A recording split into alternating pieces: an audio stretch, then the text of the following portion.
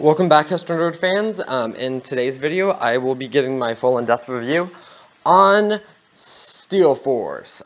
This is a Morgan hypercoaster at Dorney Park, and this is my second hypercoaster by Morgan. I've ridden Mamba at Worlds of Fun, and which is a ride I'm going to compare this to a lot. And compared to the two, Mamba is 100% better than Steel Force. Steel Force, honestly, was expecting some airtime moments and stuff. I stayed in my seat the whole time. Really don't understand the hype for this ride at all. Definitely a fun ride, though, but I wouldn't say it's my favorite ride at Dorney Park. I wouldn't even say it's in my top 3 favorite rides at Dorney Park. Well, because Possessed is closed, it's going to have to take up number 3, but that's just because Possessed was closed when I was there. But I honestly found Steel Force fairly boring.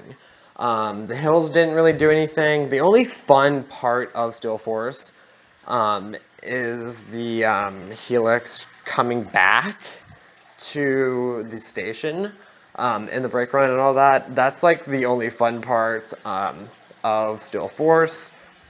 But it's definitely way overrated. Sorry for all those Steel Force fans. It's just one of those rides I was expecting something from, but I've heard so many mixed reviews on it. And I don't know if it's just because I got a bad day, which could definitely be a chance. But honestly, Steel Force really isn't one of my favorite roller coasters I've ridden, and didn't even make my top 50, which Mamba does. But I'm not saying Mamba has more airtime and stuff, because Mamba was just has a bit more airtime. Overall, Steel Force just really disappointed me. I was expecting a lot more than what I was getting, but I was trying to keep my expectations low.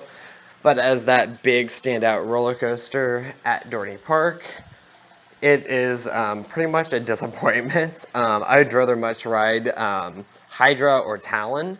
So if they decide to just take out Steel Force, I wouldn't really shed a tear. So a rating out of 10, I would probably give this ride, and a lot of people that love Steel Force are going to be super mad.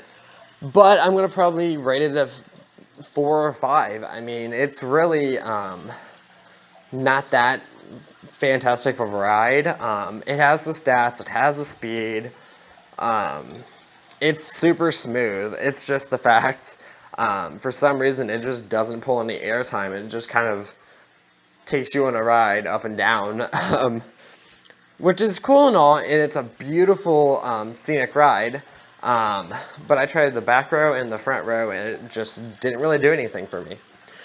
So leave your comments down below if you have ridden Steel Force, and I will be reading all your comments and replying to all your comments.